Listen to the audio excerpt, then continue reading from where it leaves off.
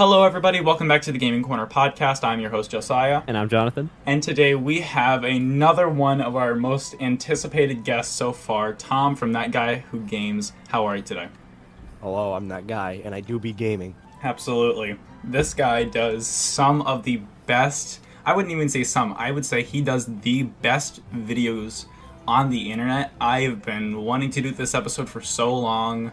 We have loved your videos forever. It's incredible how good you do with as little, I don't want to say as little of a following as you have, but like, you are severely underrated. Dude, you do such good work. Like, I'm impressed beyond anything. We were just saying before we started this, you are like, how we would say like a better version of like Scott the Wise. Or That's just crazy. Stuff like that. And that we can tell that that's a bit of an influence for you, a bit of an influence, and it's a very good influence. And we want to say from our little 536 subscriber channel, keep it up. Yeah, you do really good. We're very proud and happy to have you on here today. So talk to us a little bit about what you do, just either on YouTube or outside of YouTube. Yeah, so on YouTube, I am That Guy Who Games. I run the channel. I kind of do everything, from pre-production, post-production, all of it. Write, shoot, edit, repeat. That's a Film Riot reference. And yeah, I focus on gaming because it was such a big part of my childhood and growing up playing games.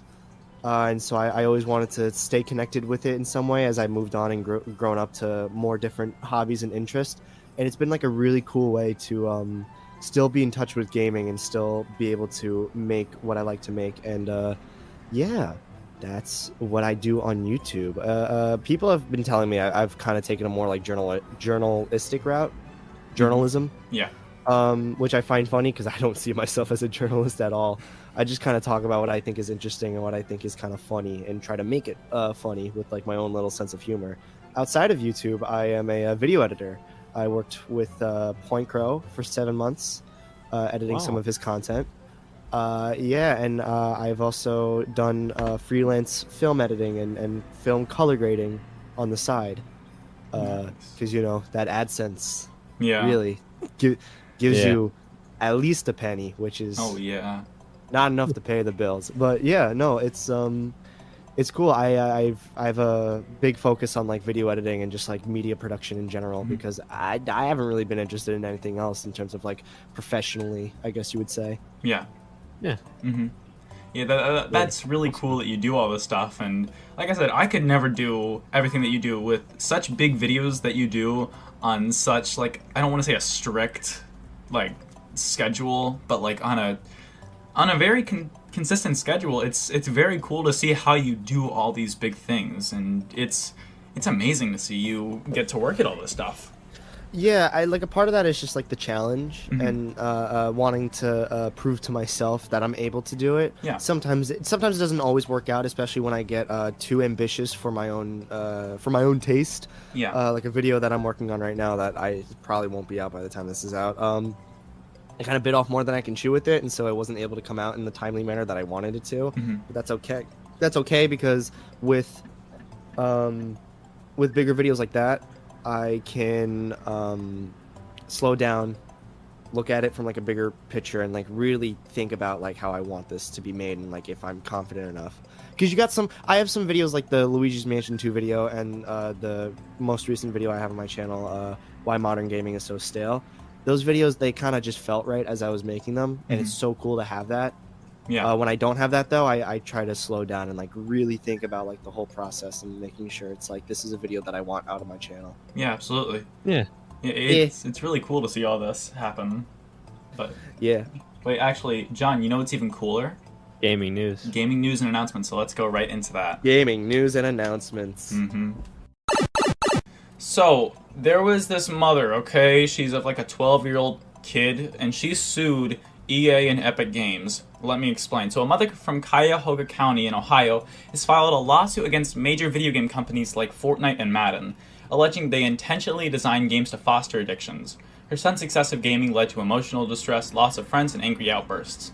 The lawsuit claims that these companies prioritize profits over player well-being, employing psychologists to create addictive games. The Entertainment Software Association refused these claims, emphasizing tools for responsible gaming. The lawsuit highlights the son's extreme gaming habits and behavioral changes, listing popular games he plays excessively. First of all, that was a mouthful to get out. Second, I can definitely see why a mother would not be very happy with, oh, you're playing all these games. But the biggest thing is, it's your kid. You shouldn't have to sue. File a lawsuit. Yeah, file a lawsuit against the people that made the game. Maybe, I don't know, be a parent and like maybe be like, hey son, hey little Johnny, let's stop playing Fortnite and Madden. There's a specific line that you have to cross at some point where it's between parenting and the actual problems. And of course, some video games have that like thing where it like keeps you addicted to it. But I feel like at some point, parents just kind of have to stand up and be like, hey, maybe accept that this was my bad. But yeah. I will say, because like I do think that with live service gaming, there is an addictive quality to it that is purposely put into the game because, you know, the more addictive it is, the more money you're going to spend on absolutely. it.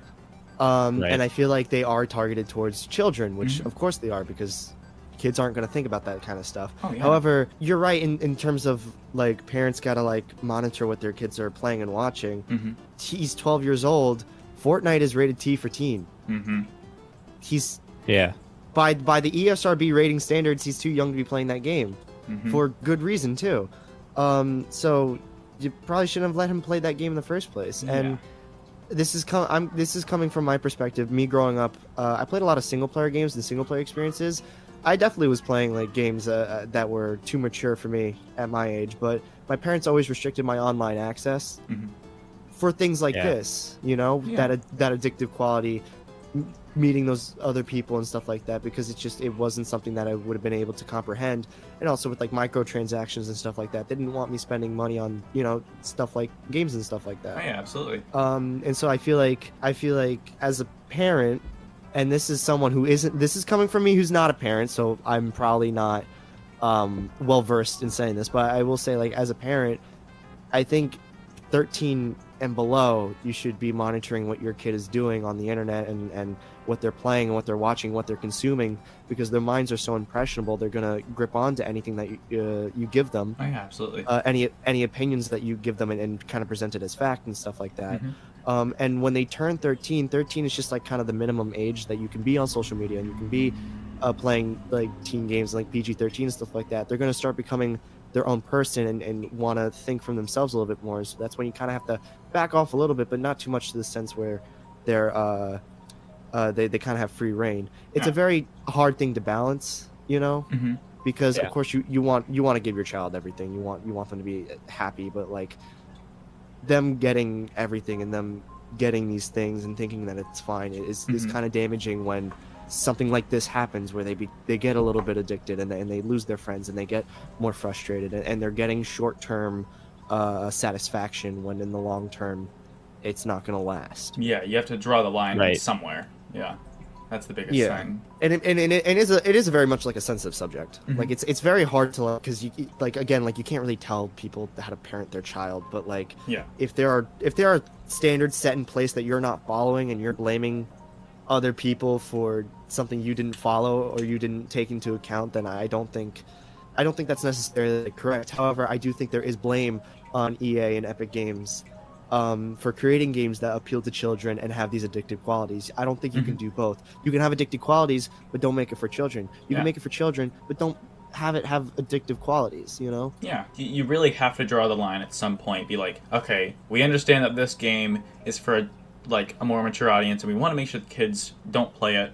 And yeah, there's only so much that you can do that at some point the parents have to step in and be like, hey, yeah, just don't.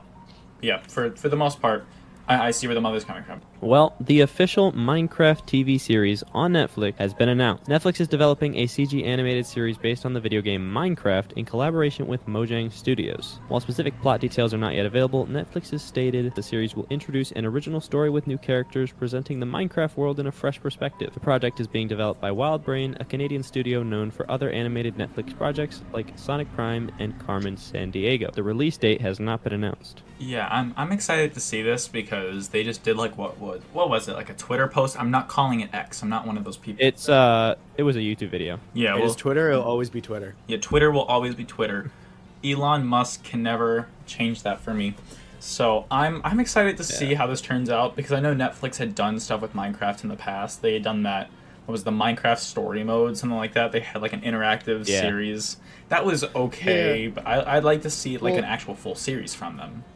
So Minecraft Story Mode was picked up from Telltale Games, which went out of business, and Netflix bought the, I don't know if it was the rights to Telltale themselves or just that game specifically to be put on their interactive platform because Netflix has always tried to get into gaming in a sense. I think they're doing a better job now than they used to because I think they tried too hard to make it like a interactive movie when really they could just offer games on the service because game streaming is becoming a bigger thing. With this specifically, I think it's smart that they make a TV series and focus more on like story and like film because that's what Netflix is known for, and I'm happy that it's animated and not live action like the movie that we're going to be getting, and it just makes me hope that like they take inspiration from user generated content around Minecraft and animated Minecraft series because that's what a lot of people resonated with during the early days of the game, and I think taking inspiration in terms of like art style and like story from like those kind of projects and those creations could be very cool and a nice nod to like the community. Yeah, absolutely. I feel like there's a lot of potential with this, and with a studio that's already done amazing shows like Sonic Prime, they have a lot of potential, and we know what they're capable of, and I'm very excited to see where this goes. As long as Chris Pratt plays Steve, I'm loving it. that would be really funny. I honestly, I want to see something based on an IP that doesn't have celebrity names attached to it. Yeah. Because I feel like they don't. When gaming is such a strong thing, there's big fan bases for so many different IPs and franchises. Those titles alone can carry the film, and I don't think you need celebrity attachment to it. Exactly. So I think it could be a really cool way to get newcomers who. Or lesser well-known voice actors and actresses and actors and actresses to get their name out there a little bit more. But you know, it's Hollywood, it's a studio, it's all about profits. Yeah, just stuff like that. They're always focusing on the A-list titles to get people hooked, rather than an actual good story, a good like actual cast, people that are fit for the role. And I'm not saying that A-list actors can't be good for the role. I'm just saying that give like the smaller people a chance. Yeah, there's so many other people that would be honored to do stuff like that and would do probably 1,000,000 times better than most of these different actors that we have out there. And I'm excited to see what Netflix does with this because there's a lot of writing on this one. I wonder what kind of story they're gonna go with. That's a big thing. It's weird. I think it's weird that we're getting a movie and an animated series. I feel like it would either be one or the other. You know? Okay. Yeah. I don't think like I can't see a different plot happening with Minecraft. Yeah. Even though like you can do so much with Minecraft for an official licensed thing, the only thing I can think of is like we gotta beat the Ender Dragon, and then we gotta beat the Wither, and then we gotta explore the Ocean Monument, like stuff like that. So I wonder how the movie's gonna differ from the animated series, and I wonder what they're looking at. Like, are they going to go for like a story route? Or is it going to be episodic, or however you would say, where it's like each episode doesn't connect to a bigger thing? It's just kind of like just there. Whatever. Like you have a problem, you do the problem, you fix the problem. Episode in, episode out. I'd like it to have like an overall narrative across the whole season because that's what I like. Just me personally, that's what I like out of a show. Something that can. It's not just one episode, then you're done. I like something that goes across all things, just making it like a giant movie, but like more in depth is what I like about a TV series. Moving on from that, let's go into the games that we've been picking up and playing.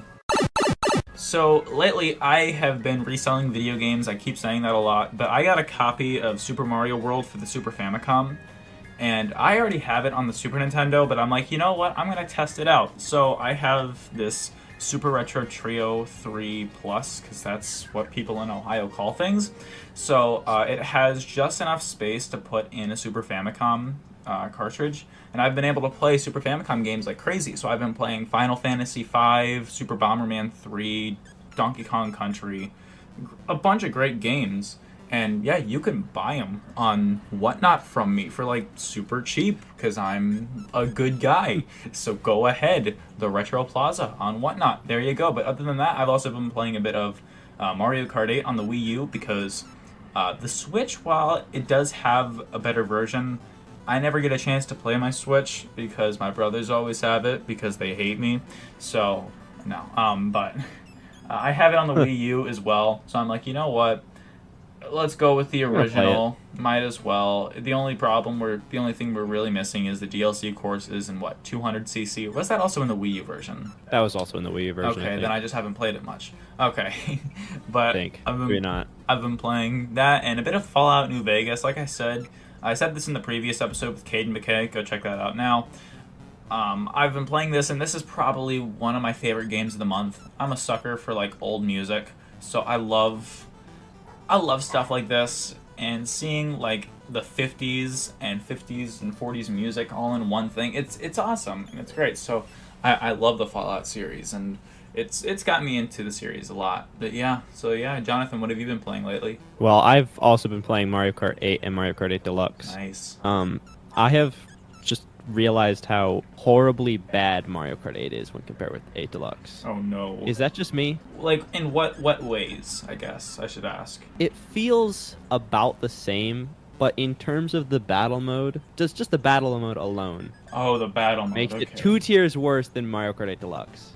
Yeah, there's a few differences in the battle modes. I wouldn't say that they're existential things for me, but like there's definitely differences in the battle modes, just a bit. I've always thought that 8 Deluxe was a lot better, but 8 was always just a thing that you had. You didn't have to play it, but like, if you were in a life or death situation, sure, I'll play as Wario. Exactly. Why not? But yeah, I also think like the stat changes that they made to Mario Kart 8 Deluxe just kind of made it feel a lot better. Yeah. I don't know. I think 8 just feels really slow. If that's makes any sense. And it somewhat is. I think I know your problem. You're playing on 50cc. Maybe bump that up. I'm playing on 150. Sure, someone's in denial. Yeah, I am. Anyway, Mario Kart 8 Deluxe. That one's better. Just clear winner. Yeah. Moving on, I've been playing The Legend of Zelda: Twilight Princess Twilight Princess HD. Sorry. Mm-hmm. For the Wii U, and The Legend of Zelda: The Wind Waker HD for the Wii U. I don't know if they're called HD, but we're gonna go with it. Yeah. No. I played like 15 minutes each, but now, quick question, fun, I guess. Have you been playing much, like, since Caden was on here a while ago? I'm assuming he was just like kind of like a bit of an influence for you playing Twilight Princess, because I know you guys had a field day talking about Zelda and Twilight Princess. That was great. If you guys, I only played like awesome. 15 minutes, but I know that. But it's great to hear that Caden had once another influence on somebody's life. There you go, 2 people down. Next the world. Sir. Yeah. I've also been playing Hyrule Warriors for the Wii U. I played like the first battle. Nice. Which is fun. It feels slightly better than the 3DS version. Yeah. Just because it's more HD and it's just nicer. And it's not on the 3DS, so yeah. Exactly. And I've also been playing Zelda Breath of the Wild Randomizer. Ooh, what's that? Which is a mod. Nice. It basically randomizes like everything about the game. Anything that you could encounter, it just randomizes it. Yeah, nice. I mean, not the map, but yeah, it's like actually really fun. Yeah, like the enemies and characters and just things like that. Not really the enemies, but more like loot drops and stuff. Oh, okay. Yeah. Yeah. What about you, Tom? Yeah, so haven't been really picking up too much lately. Every time I've gone out to try and like pick up things, it's just everything's overpriced. Absolutely. Yeah. But I did pick up Paper Mario Thousand Year Door, the remake on Switch. That That's has sick. been my go-to game lately. Yeah. It is just so good, and it's so faithful, and Yeah. it's one of my favorite games of all time. So being able to play it in like such a definitive way feels really nice. I really don't have any complaints with the remake, and it just feels so good. Oh, absolutely. Yeah. But outside of that, I've been playing Super Paper Mario as well. I was playing that. I started that back in January, Mm-hmm. and it is technically for video, but Yeah. I kind of fell in love with it as Oh. I was playing it. And yeah, that game gets a bad rap. Yeah, that's what I I've heard think. from a lot of people, that it's underrated. Very underrated. Yeah. I think it gets a bad rap because the gameplay is like rough. Yeah. But the story is the best story ever told within a Mario game. It's a Oh, good yeah. story even if you take Mario out of it. Yeah. Okay. And outside of that, I Heard picked up. Yeah, sorry. Do you? I don't know if we want to talk about No, Super it's Paper fine. Mario right now. I'm just going through my list. No, No, it's fine. Outside of that, I picked up Harry Potter and the Chamber of Secrets on GameCube because my girlfriend has been reading Harry Potter in Spanish to learn Spanish. Because why not? Yeah, and Harry Potter is one of her favorite series because it's a fun series. Nice. Agreed. And yeah, and so we're gonna play that together at some point. Nice. Yeah, I found it in like a random game store. I think it was like $15 and it was in really good condition. So Oh, I was that's like, not sure, why bad. not? Yeah, why not? Man. And then like also recently I also played a little bit of Luigi's Mansion Dark Moon on the 3DS. That game, people don't like my opinions on that game, but like I think people misinform me saying it's a bad sequel equates to it being a bad game. It's not a bad game at all. It's a great game. I think it's a Yeah. great game for the 3DS, and for what it was on the 3DS, it was really good. Yeah. I just think for an established series, well, series in quotation marks was the second game in the series, but for something that was already previously established, to follow up something and be so different felt very weird, and felt like it was going against the grain rather than with the grain. Yeah. Right. And I think, makes sense. and while I think Luigi's Mansion 3 pulled it back a bit and became a little bit more faithful to the first game, I think that first game will always still be special, and I think they should have went more within that style of the first game rather Yeah. than try to change it so much. But again, Yeah. Dark Moon is a good game, and I'm probably gonna get the remaster when it comes out. Mm-hmm. Yeah, I've said for a while that the Luigi's Mansion series is a lot like the first three Mario games, because like the first one really good, the second one it's pretty different from the first one, and then the third one is a lot like the first one and like a lot better. And yeah, just a lot of people just don't like the second one in both series because it's not a bad game per se, but it's not a lot like the first or third game. Yeah. Okay. But yeah, I'm pretty happy with the list that I have of games. I'm looking forward to be playing Paper Mario: The Thousand Year Door. I want to get it eventually, and I really want to get what was it, the Nintendo World Championships NES edition. That's something I'm looking forward to getting, especially like Oh, okay. the deluxe edition, like the physical copy. That looks so cool, like with the gold cartridge and with are they note cards? I don't think they're stickers. I think they're note cards. I'm pretty sure they're note cards. I do not remember. Something like that, but that comes out in July for $60. It looks really cool. It's really reminiscent of the NES Remix series, which was one of my favorite series of all time, and I'm really excited to try that out. Yeah. Don't go blowing the GCP money, okay? We What the only whole have a limited 5 amount of budget. We only the 11 cents. No. No, Uh-huh. no, we just got paid. Now we're in debt, baby. Hashtag Yes, sir. chalupa from Taco Bell. Where in Nice. the world did that come from? No idea. Don't ask me. Okay. But yeah, from there, I think we can move right into the GCP topic. So let's get right into it. So, Tom, I get the feeling that you're a pretty big game collector. I don't know where I get that from, but just judging on the size of your collection, I'd say you're a pretty good collector of games. And I thought this episode would be perfect for you on video game collecting, so we can talk about video game collecting, places to grab some of the best games, and some of the best games to grab, specific systems, etc., stuff like that. So, without further ado, let's get right into this. So, our first tip would be to look out for small game shops. Just kind of look around your town, look for like just some small game shops around you. Note that not all of them will have the best prices, but at least you'll have options. A lot of the game shops around people, like I just said, they don't have the best prices, but at least they have games. That was a big thing that I faced when I was starting to get into collecting in 2020, right around the pandemic, right? Is I was trying to get into all that. There were shops, of course, but everything was either closed or nothing had really good prices. So what I really went towards after that was auctions. Like I said, I've been doing a lot of reselling lately, and I've found a lot of good deals on apps like eBay and whatnot. Specifically whatnot, because like every day people will hold like auctions for like literally everything and anything that you're looking for. So actually a few days ago I found a copy of Tomodachi Life. They're calling it Tomodachi Collection New Life over in Japan for the 3DS. The person that I was buying from, they didn't know what the game they had. They're like, this is 3DS game. Nobody else knew what it was. I'm like, you know what? I'll buy it. I went on Google Lens later to find out. I was like, this is probably like a me game. I pull it out. I price chart it, and it's that version that I bought is worth $219. So that'll be a fun payday.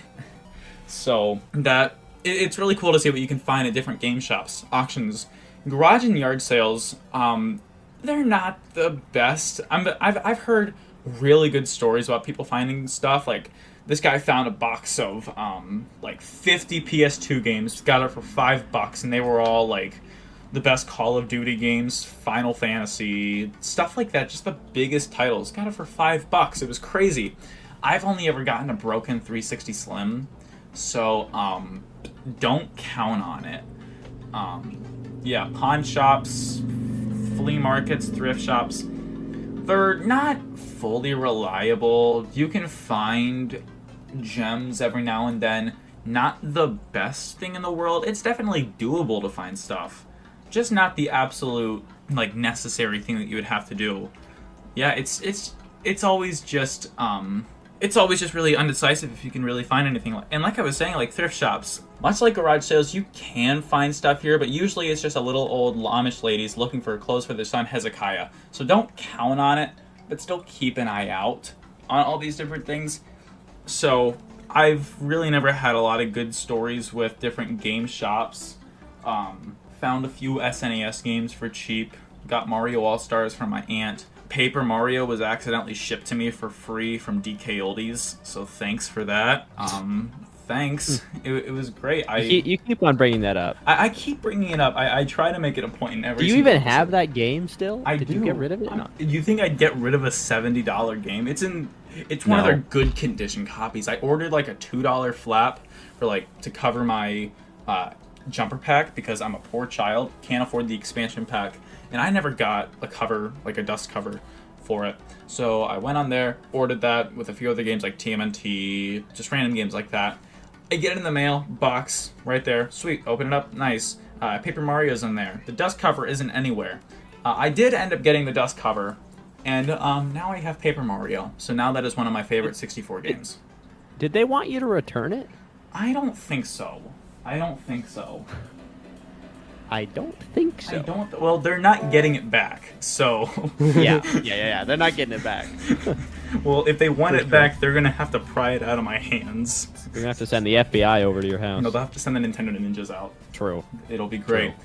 But yeah, I really haven't had many... That was probably my best gaming story. John, have you had any other, like, big, like, game shop finds, anything like that? Okay, I went to a store down the street one time. Let me see if I can find the pictures. I don't remember what the store was called, but it had they had like a PS2 and like a bunch of cool games. It was like I think it was a flea market. Yeah. And it was just awesome, kind of. Oh, didn't you send me those photos? Yeah, I sent you those photos. Yeah, that's right. You were asking if I wanted any of the games. That's right. Yeah, I remember that. I didn't actually have any money, so yeah, I'm not really sure how I was expecting to pay for them, but yeah, whatever. But yeah. I will give you a feather and 2 penny feathings. I don't know what they're called. Penny Exactly. I don't know. No, but we don't really get the best stuff. So, Tom, what are your like game shop stories? Your best game collecting stories? Oh, I don't really have too many like crazy stories because I'm not one to find like crazy things. Yeah. Out in the wild. Because also I live in a place that doesn't really have a lot of like retro game stores. Yeah. I have to go over a bridge and pay tolls if I really want to do that. So I don't go out as often as I would want to. Yeah. Yeah. I mean, I guess a lot of the times it's like I find things at like conventions, you know, Too Many Games or PAX East. One of my I think the most recent and probably the best story that I have, I went to PAX East this year. Ooh, nice. And while I was there was this guy who was selling a Eon GameCube adapter. Ooh. And I was walking around, I was like, that's cool. I kind of want to get a game. I don't really want to get that. So if I find a game, if I don't find a game, I'll come back and see if it's still there. It was still there, and I asked how much it was. He said it was $75. So I got it. Nice. And it worked. So instead of paying $150 for it, I paid $75, which is pretty cool, and it's awesome. And that's what I use now to capture GameCube footage. Because Okay. I don't like playing GameCube games on the Wii. I'm just gonna say it. I don't like having to go through the menu. Yeah, it's really awkward. Yeah, because you have to for switch sure. between the GameCube. You have to switch between the Wii controller then the GameCube controller. It'd be a lot easier. Like, was it the Wii Pro controller that allowed you to like use the cursor with the actual controller itself, like just by using the thumbstick? Yes, if you plugged it into the Wiimote. Yeah, you could have just done that with the GameCube. I don't know why it doesn't do that. It's such like the most basic idea possible. Nintendo could have easily implemented it. I'm sure somebody has done it out there with like modding or something, so somebody please get onto that, please. I need my GameCube games. But yeah, I feel like the GameCube had a lot of problems, but problems that were very overshadowed with great games. Yeah, it's the console that I want to collect for the most. Oh, absolutely. And prices are starting to come down just a little bit. Just a bit. I've noticed that a few of the, I don't want to say the bigger titles, but like, I guess I probably should say bigger titles like Mario Sunshine, Pikmin 1 and 2, specifically Pikmin 1 and 2 were kind of going down in price. Because I said I was reselling video games, I found 2 in-box Japanese copies of Pikmin 1 and 2, got them for $2 each. And that was not bad. So you can find really good things when doing this. A few other things that I want to talk about in game collecting is game lots. There are a lot of good yet bad stories about lots. What I have done lately, just to see how much games are worth whenever I buy them, is I will go onto price charting, cancel everything in my afternoon, and I will individually price chart every single game just to see if it's worth it. And 90% of the time, it's not. But that little 10%, it can sometimes be worth it. I've seen a lot of great NES, SNES, 64 lots out there, but the problem is they're really expensive. And the owner knows what they have and is asking a lot for it. So another thing that you can do is also like bargain with the owner. See like, hey, can we like kind of bring this price down? Just making sure like, hey, can we just asking? And usually they'll say no, but sometimes you'll find somebody that's like, I got you. So yeah, sometimes you'll find a good person that can do this. A big question that I hear a lot of people ask is, and I'm actually going to ask this to Tom, what is the best system to start collecting for? Ooh, the best system to start collecting for is the system that you want to collect for the most. Because if you start collecting for a system you have no interest in, collecting is boring and it's not fun. Yes. So if you like the Xbox One, collect for the Xbox One. If you like the Wii U, collect for the Wii U. Just start collecting for what you are most interested in, and don't start with having to get every game at once. Start with the games that you want to play the most, or the games that you have the most interest in. Or if you have like a genre type in your head, start collecting for that. Collecting isn't like rules are set and you have to do it a certain way. You can do it however you want to. Yeah. And that's the beauty of it, and that's why it's such a sought after hobby, because there's no set way to do it. Of course, you're gonna have like elitists saying like, "Oh no, you should start with this actually," because it's just no. do what you want to do. Because if you only have one console and you only want to collect for that one console, congratulations, you're a collector and you're going to collect for that console. Hear it, Mom? That's I'm a definitely- collector. That's true. Yeah. You hear that, Mom? I did it, Dad. I'm a collector. Where is Oh, he? no. But yeah, I'm Like when I have the means to start collecting again, I definitely want to focus on like GameCube and 3DS because those are the two systems. I love the GameCube for all the quality it has, and it's just a weird time within Nintendo's like discography. And I grew up with the 3DS very cognitively. Yeah. I was consciously.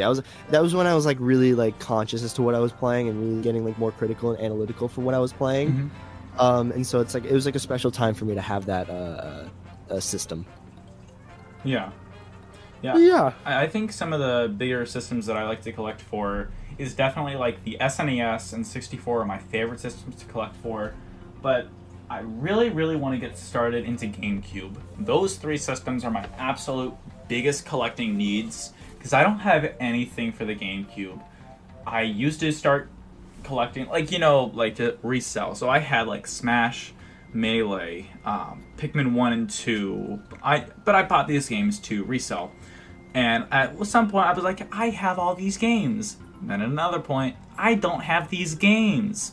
So I wish I would have not sold them just to say that I have a GameCube game. Whether or not I would have lost out on profits, just saying, hey, I have Smash, Melee in my collection. So I wish at some point I gotta see like, hey, I want to keep this game. I don't want to keep this game. That's a big thing.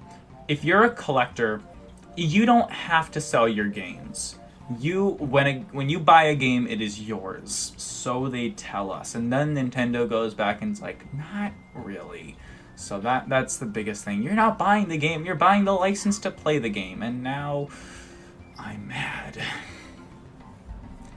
That's the biggest thing. You don't actually own the games that you're playing. You own the license to play them. So now we can't. Delightful. Now we can't dump our games. Now I'm sad. My pirating ways are done for. The pirating days are over. John, you better run that stuff into the river. No, get rid of the Wii U. Oh no. No, but yeah. What else do we talk about in game collecting? Because I have no idea. The collections themselves? I don't know. Collections themselves.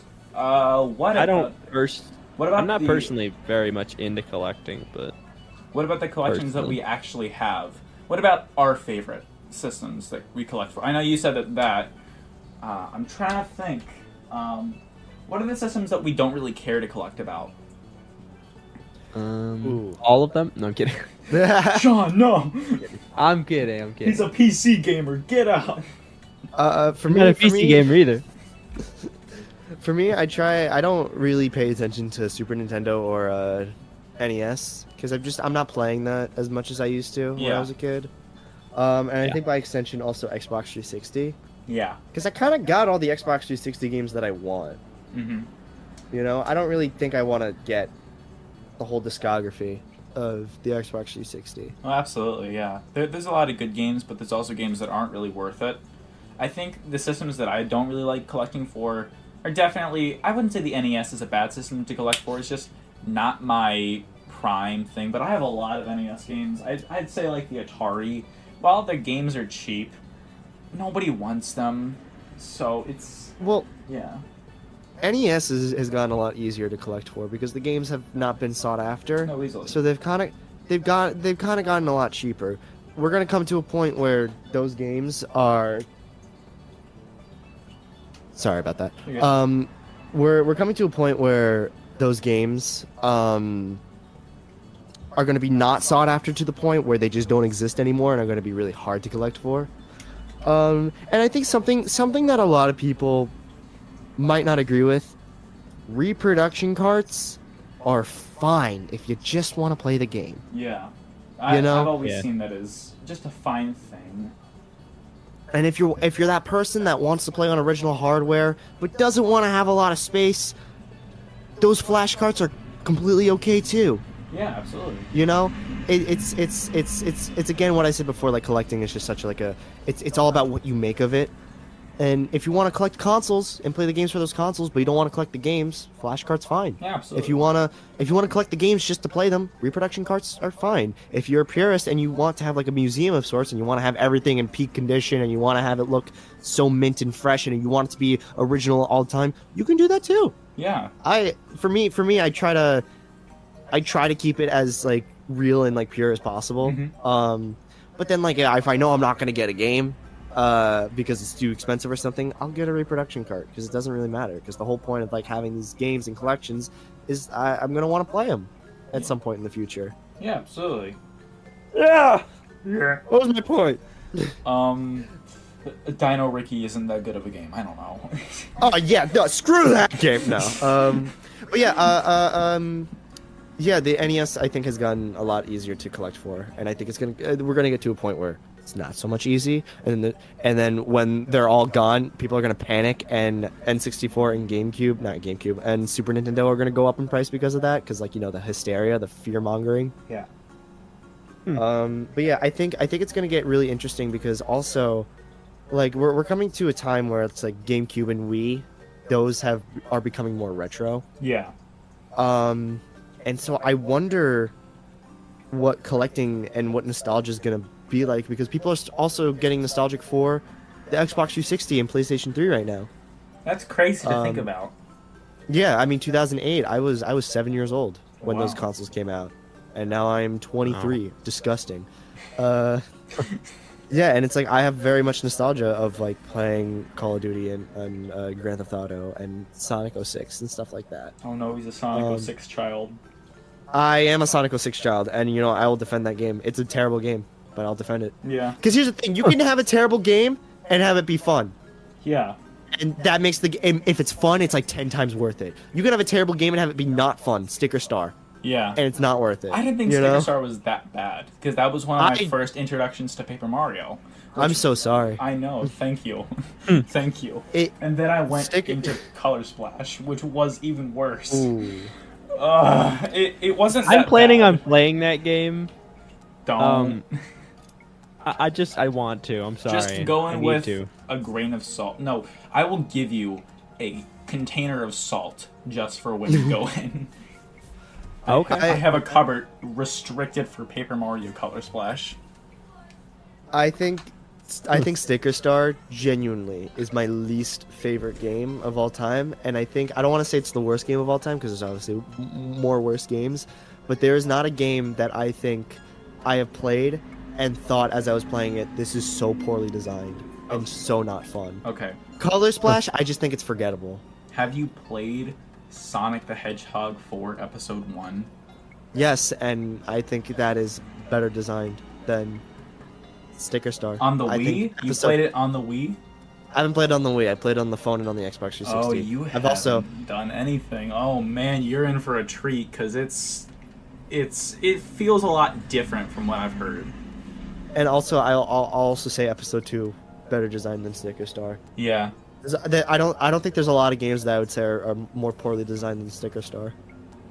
Yeah, there's a lot of poorly designed games out there. Some better than others. Most are awful. But I've been trying to play a bunch of the worst games possible. So like Dual Heroes on the N64, ATV Quad Kings on the Wii. What else is there? We're Back, a Dinosaur's Story on SNES. I don't know. I'm trying to find the weirdest games to buy. That's my kink. I buy the weirdest games I can just to say that I have the weirdest games. Which is that's really cool. Yeah. Yeah. Like I totally understand that sentiment. Yeah. Like I have a copy of a Tomodachi collection from Japan because I think it's just so interesting that they made that on the DS. Oh yeah. Yeah. Yeah. Yeah, I've really been getting into a bunch of the different Japanese games. Like, I have a copy of Twilight Princess, like, for the Japanese Suite. I don't own a Japanese Suite. I just have it to say that I have it. It's awesome. And it's in, like, pristine condition. It still, like, shimmers, and it's awesome, and I love it. I buy games beautiful. to buy games. Usually, I can't play half the games that I have, but I buy them to say that I have them, and that's my coolest thing. There's a lot of things. I say I'm a shelf collector. I like to see things on a shelf. I will play them if I want to, but usually I just like looking at them. I know a lot of people will probably burn me at the stake for that, but that's just who I am. Accept who I am, Dad. Right. But yeah, that's at least my side of gaming collecting. That's really all I have for gaming collecting at the moment. Do you guys have anything else in the topic of game collecting? I don't know. Personally, I wouldn't call myself much of a game collector, but then again, I kind of blame that on my library. Yeah. Because my library has, like, all the games I could ever want. Yeah. Not all of them, but, like, if I ever want to get a game, I look it up on the library's website, I get it for 2 weeks, I play it, and then I return it. I don't really see the... I don't know. I didn't see the need to collect games, and now I just kind of...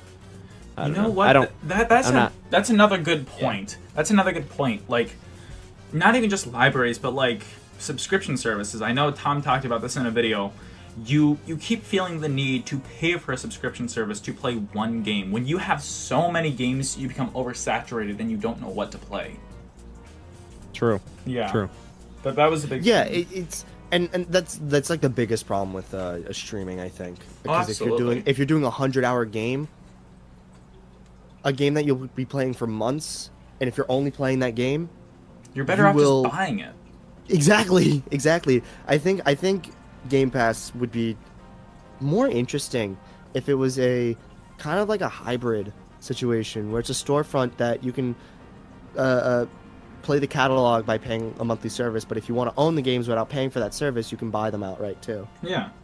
But I can also see how that's like tricky. Yeah. I know on PC you can buy the games as well as play them on Game Pass. I don't know if you can do that on the actual Xbox itself.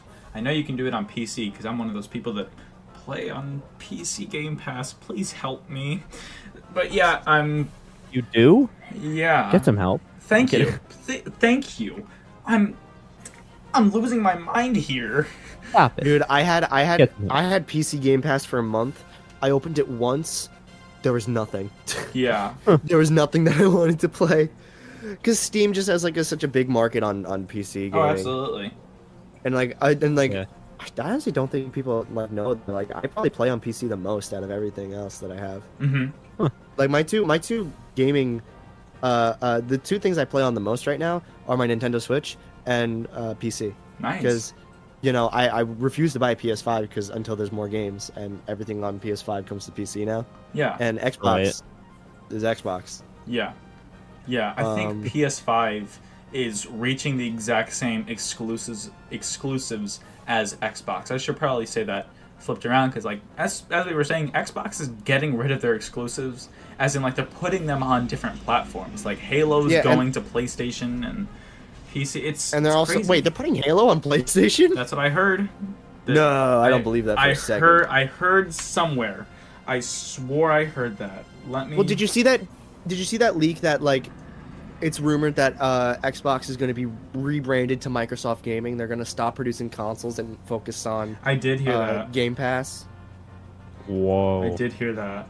Which is, like, no one's surprised if that's true.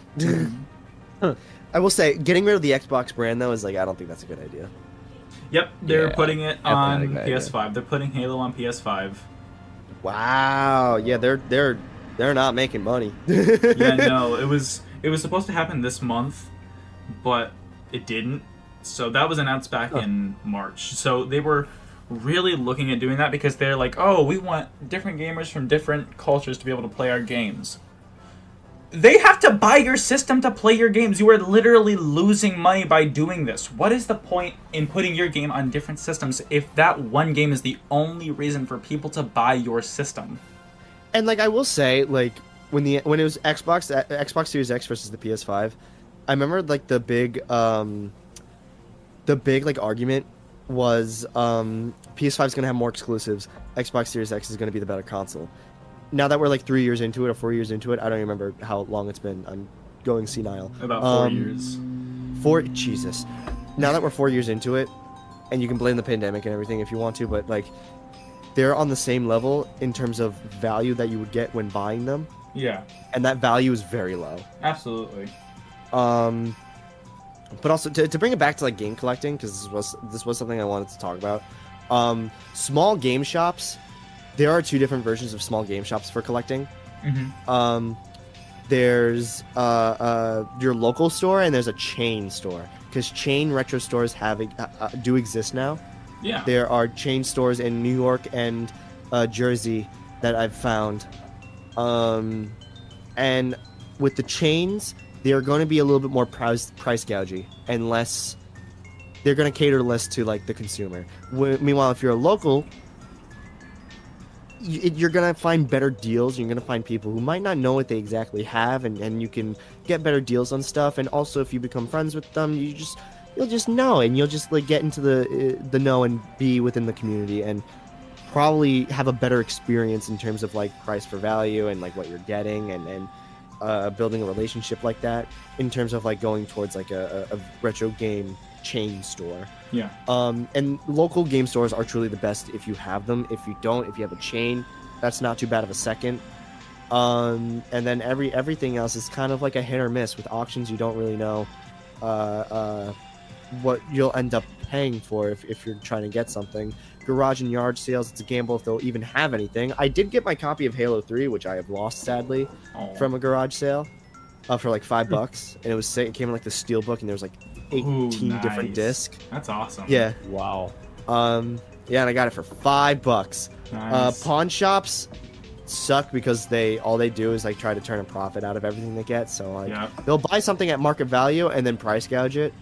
And then thrift shops and flea markets, those are where you get like the crazy stories of like people are cleaning out their garage and like they found this thing and like they don't know what it's worth, and like you buy Earthbound for $3. Yeah. But those are good because a lot of places will have like catered venues and tables that cater to that sort of stuff. Yeah. And no matter the condition it's in, it's usually in like fair pricing. Mm-hmm.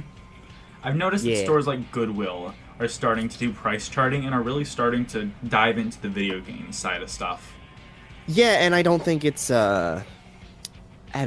fun. No, because that was my place where I could rip them off. Because they'll take the highest price and make it that when it's not indicative of what. Yeah, like Mario Kart 64 is not worth $80. Oh, also don't buy from eBay. Don't buy from Amazon. Yeah. Yeah, no. You can sometimes buy from eBay. It's fake. It's fake.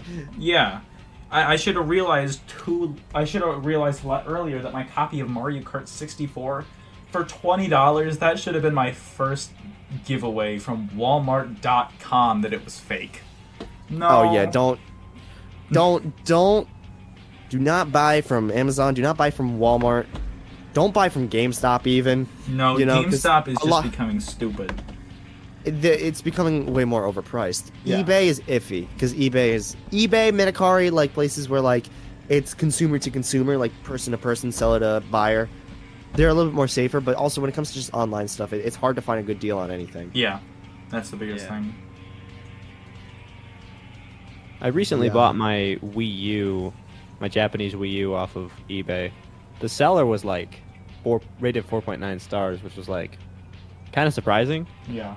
But yeah, they were epic. I'm gonna be honest. Yeah, that's really cool to hear. Like people who you want to make sure that you can buy from somebody that you know you can trust. So like if you're buying off of people off of Whatnot or eBay, make sure that they have a good rating, because a few of these people won't have a good rating. I know the Whatnot's a lot more strict on that stuff. So like if you have like a lot of reports, you will get banned very quickly, like very quickly. That was something that scared me as I was selling, so I'm always like packaging it up really nicely, giving it a little kiss on the way out. Don't ban me. It was great. So, please don't ban me, please. No, please, it was just Halo 3. No, but I'm hoping that game collecting gets a lot easier on the way out of the door and into this next year that we're already halfway through 2024 and we're almost at 2025. It's crazy to think this year has been flying by. Yeah. I think with this year specifically, we haven't had a lot of heavy hitter titles. Nintendo's clearly focused on their next console, which is coming out next year. Yeah. And so we're getting, I don't want to say we're getting a lot of the slog, but we're getting a lot more of just like quick and easy things for them to release, or things that they've been sitting on for a while to release. Because the 1,000 Year Door remake was completed in advance. Oh yeah. Like it was like 2 years. Mm-hmm. Wow. They just want to polish it and make it the best that they could. No, they did a fantastic job. Yeah. Did you hear about the stuff that happened with Color Splash? What happened with Color Splash? So the game was finished like months before the game was supposed to come out. Somebody at Nintendo, like a month or two before, at like 3 in the morning, accidentally put in the wrong time for the game to release, and for an hour people could play Color Splash like a month and a half early. Oh, Bro. wow. Yeah. And people were like, this is not the best game. People like immediately bought it for the $60, and then from there they could dump the game online, and it was crazy. Like it was madness for an hour. And it was crazy. Man. That's fun. I hope that happens with the next Mario or Zelda game. That's my wish. Ha! I'm yeah. Sorry. I just hope the next Mario game, whatever it is good. Yeah. It is a 3D platformer. I hope because I loved Wonder, but I never finished it because I realized 2D platformers aren't really my thing anymore. Same. I used to love them. I don't really. I think I really got burnt out with the new Super Mario Brothers series. Yeah. Yeah, that was the biggest thing. Like, it got so repetitive that when we were given something new, we're like, I mean, sure. So. It's a fantastic game. It's a beautiful game. It is so good. It is fun and it's amazing. But I just realized that it wasn't for me at a certain point. Yeah, after they had given us the exact same thing over and over and over again, we just kind of got bored with it and just kind of like grew out of it. And at the point when they gave us something that was legitimately good, they could have done this a long time ago and righted the wrongs that they already did. Like, this would have been great. Like, I don't want to say a launch title, but like as a replacement for New Super Mario Bros. U Deluxe. This could have been that game. Yeah, I found it weird that they released New U Deluxe. Yeah.